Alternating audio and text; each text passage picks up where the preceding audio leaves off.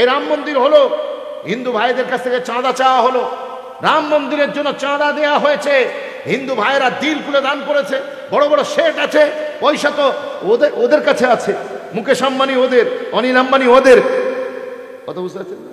জিন্দাল মিত্তাল ওদের, সবাই ওদের, পয়সা ওদের কম আছে, ওরা ওদের ধর্মস্থান করছে, আমাদের কিছু বাধার আছে নাকি? আমাদের কোনো দুঃখ নেই, ওরা ওদের ধর্মস্থানের জন্য চাঁদা দিচ্ছে। কত টাকা চাঁদা দিয়েছে শুনলে মাথায় হাত পড়ে। বন্ধুরা, আপনারা তো জানেন যে ভারতের ভেতরে রাম মন্দিরের উদ্বোধন অনেক আগেই হয়ে গেছে। হ্যাঁ বন্ধুরা, কিন্তু এই রাম মন্দিরকে নিয়ে যে কন্ট্রোভার্সি, রাম মন্দিরকে নিয়ে আলোচনা, সেটা বিশেষ করে এখনো কিন্তু পূর্ব পাকিস্তানের ঘরের ভেতরে হচ্ছে। আর হবে নাই বা কেন? যে দেশের মানুষগুলো ইসলামিক শিক্ষায় শিক্ষিত, যে দেশের মানুষগুলো বেশিরভাগ মাদ্রাসার শিক্ষায় শিক্ষিত হয়ে তারা সর্বদা এই ধর্ম আর তাদের ধর্মকে নিয়ে সবকিছু বিচার করে, সেই দেশে আলোচনা হওয়াটা স্বাভাবিক ব্যাপার। তাছাড়া এই দেশের এক শ্রেণীর মানুষ আছে যারা এই শিক্ষায় শিক্ষিত হয়ে গোটা বাংলাদেশকে অর্থাৎ গোটা পূর্ব পাকিস্তানের মানুষজনকে এই শিক্ষায় শিক্ষিত করতে চাইছে। তাই এই বিষয়টিকে নিয়ে আলোচনা করে তারা এই মুহূর্তে বা এখনো পর্যন্ত ভালো পয়সাকে কামাচ্ছে, যার একটা এক্সাম্পল ভিডিওর শুরুতে আপনারা দেখলেন। তো কথা হতে চলেছে উনাকে নিয়ে। দেখুন বন্ধুরা, রাম মন্দির আমাদের ছিল, আছে আর থাকবে, সেটা আপনারাও জানেন, আমরাও জানি। তবে এটা ভেবে খুব খারাপ লাগে, আজকে আমাদের সনাতন ধর্মের ওপর আর সনাতন ধর্মী মানুষের উপর ইতিহাস থেকে শুরু করে এখনো পর্যন্ত যেভাবে এই সমস্ত ইসলাম প্রোডাক্ট গ্রহণকারী মানুষগুলো অত্যাচার করেছে না, সেটা সত্যি সহ্যের বাইরে। আর ইতিহাস সাক্ষী আছে, আর বর্তমান দিনে আমরা সাক্ষী আছি। এই সনাতন ধর্মে বাদ দিয়ে যদি অন্য কোনো ধর্মের ওপর এইরকমভাবে অত্যাচার চালানো হতো, মনে হয় আজকের দিনে অর্থাৎ 2024 সালে দাঁড়িয়ে এসে তার নামও নিশান মিটিয়ে যেত। বিশ্বের মধ্যে একমাত্র শান্তির ধর্ম হচ্ছে সনাতন ধর্ম মানুষ। আপনারা যদি ভালো করে সনাতন ধর্ম মানুষ থেকে শুরু করে সনাতন ধর্মী মানুষদের দেখেন, তাহলে সেটা বুঝতে পারবেন। কিন্তু অপরদিকে আপনার ইসলাম ধর্মকে যদি ভালো করে দেখেন, এরা যে দেশে আছে সেখানে অশান্তি। কিন্তু এখন এই সমস্ত মানুষগুলো আজও আমাদের টপিককে নিয়ে পড়ে আছে। কেন পড়ে আছে জানেন? কেননা আমাদের উন্নতি, আমাদের টিকে থাকা, আমাদের এইভাবে এগিয়ে যাওয়া, সেটা এদের একদমই সহ্য হচ্ছে না, বিশেষ করে পূর্ব পাকিস্তানের মানুষজন। কেননা পূর্ব পাকিস্তানের মানুষজন তো ইসলামিক শিক্ষায় শিক্ষিত, আর সেই হিসাবে তারা সবকিছু বিচার করে। দেখুন, সোজা কথায় বললে ওদের কাছে কিন্তু আমরা কাফের, আর এই কাফেরের জন্য আমাদেরকে সব থেকে বেশি ওরা হিংসা করে। আমাদের উন্নতি কখনো এরা সহ্য করতে পারে না। সেই জন্য পূর্ব পাকিস্তান ঘরে যে সমস্ত সনাতন ধর্মী মানুষ ছিল, সনাতন ধর্মী মন্দির ছিল, সনাতন ধর্মীর সমস্ত আস্থাগুলো ছিল, সেগুলোকে তারা ধীরে ধীরে সমস্ত মিটিয়ে দিচ্ছে, বা তাদেরকে সেগুলো ভেঙে চুরে তাদের ধর্মে কনভার্ট করছে, না তো তাদের দেশ থেকে তাড়াতে বাধ্য করছে। আর এই শ্রেণীর মানুষগুলি দাবি করে তারা নাকি বিশ্বের শান্তিকে বয়ে আনে। তা কেমন শান্তি বয়ে আনছে সেটা তাদের নিজেদের দেশে জলজান্ত প্রমাণ দিচ্ছে। তো বন্ধুরা, যেটাই হোক, কিন্তু আজকে আমি এটাই বলতে চাই, সনাতন ধর্মী মানুষরা আগের থেকে অনেক জেগে গেছে।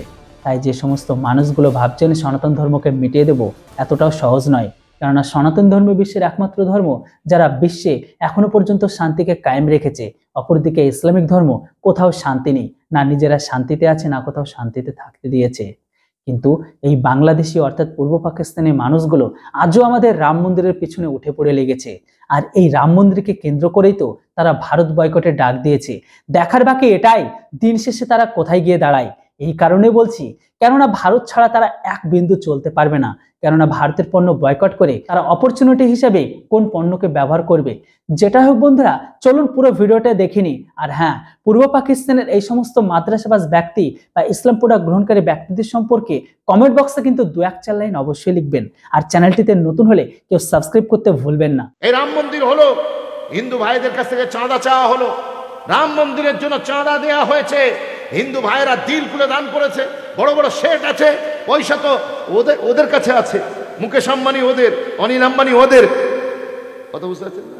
জিন্দাল মিত্তাল ওদের, সবাই ওদের, পয়সা ওদের কম আছে, ওরা ওদের ধর্মস্থান করছে, আমাদের কিছু বাধার আছে নাকি? আমাদের কোনো দুঃখ নেই, ওরা ওদের ধর্মস্থানের জন্য চাঁদা দিচ্ছে। কত টাকা চাঁদা দিয়েছে শুনলে মাথায় হাত পড়ে যাবে। ওদের চাঁদা উঠেছে 3700 কোটি টাকা। কত কোটি? 3700 কোটি টাকা, যে ব্যাংকের অ্যাকাউন্ট নাম্বার দেওয়া হয়েছিল পরবর্তীতে ঘোষণা করেছে ব্যাংকের লোকেরা, তারা বলেছে আর টাকা পাঠাবেন না। কারণ প্রত্যেকটা অ্যাকাউন্টের একটা ক্যাপাসিটি থাকে, সেই ক্যাপাসিটি ওভারকাম করে গিয়েছে, আর টাকা পাঠানোর দরকার নেই। 3700 কোটি টাকা এদেশের হিন্দু ভাইয়েরা, মায়েরা, বোনেরা রাম মন্দির নিজেদের ধর্মস্থানকে কায়েমের জন্য তারা দিল খুলে দান করেছে। এটা তাদের বাবা পাওয়ার যোগ্য, যেহেতু তারা তাদের ধর্মস্থানকে নিজেদের সিনা দিয়ে বাঁচাতে চাইছে। কিন্তু বড় আফসোস লাগে মুসলমানদের জন্য, মুসলমান মেলার পিছনে খরচা করবে, খেলার পিছনে, টি-20 খেলার পিছনে খরচা করবে, পার্টির মিটিং মিছিলে পার্টির লোকেদের, পার্টির নেতাদেরকে ঘুষ দেবে, উৎকোষ দেবে, এমপি হবার জন্য, এমএলএ হবার জন্য, প্রধান হবার জন্য। বিশ্বাস করুন, গুন্ডা পুষবে, মদ খাওয়াবার জন্য পয়সা দেবে, কিন্তু একটা প্রতিষ্ঠানের জন্য 500 টাকার ওয়াদা করে 200 টাকা ধরিয়ে দেবে। এই কথা বুঝতে পারছেন না? হাতে ধরে বলে যাই, তার মানে এটা বুঝবেন না যে আমরা মুসলমানরা পারি না।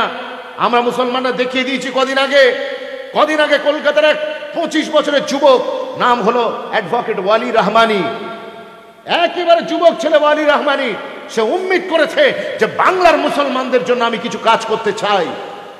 সম্মানিত উপস্থিতি, এমন একটা সময় আমরা মাইকে মুখ দিয়েছি, ঠিক যে সময়ে বর্তমান ভারতবর্ষের পরিস্থিতি কিন্তু খুব একটা ভালো নয়।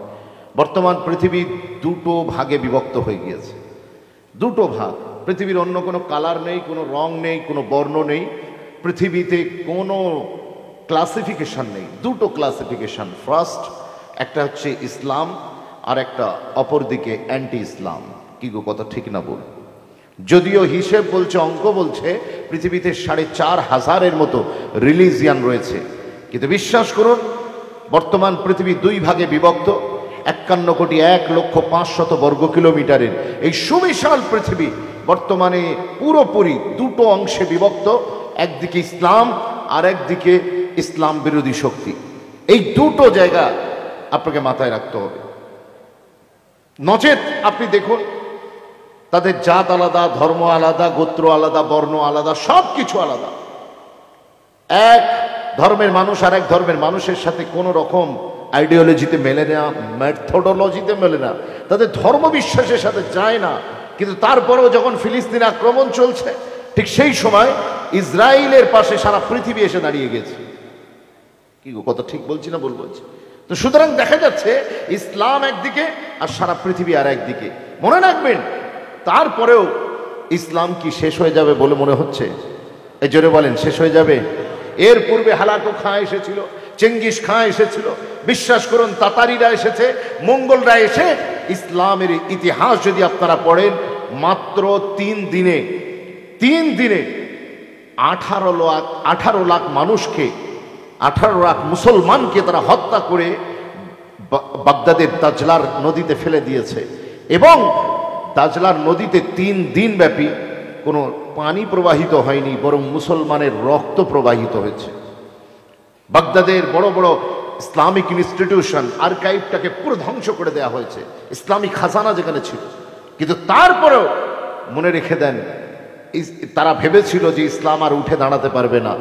আমি একটা কথা বারবার বলি যে ইসলামের উপরে সূচনা থেকে পর্যন্ত যত আক্রমণ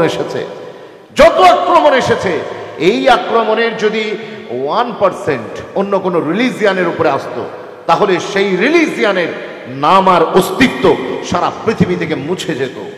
কিন্তু বিশ্বাস করুন, ইসলাম এমন একটা রিলিজিয়ান, এটা কোনো মলি সাহেবের রিলিজিয়ান নয়, এটা কোনো পীর সাহেবের নয়, এটা আমির সাহেবের ধর্ম নয়, এটা কোনো মাওলানার ধর্ম নয়। ইন্না দীনা ইনদাল্লাহিল ইসলাম। বিশ্বাস করুন, এটা আরশের মালিক আমার আল্লাহর ধর্ম। আর একবার জোরে বলবেন না সুবহানাল্লাহ? মনে রাখবেন, मुल्क की हुकूमत बदलती है मगर कायनात का खुदा नहीं बदलता।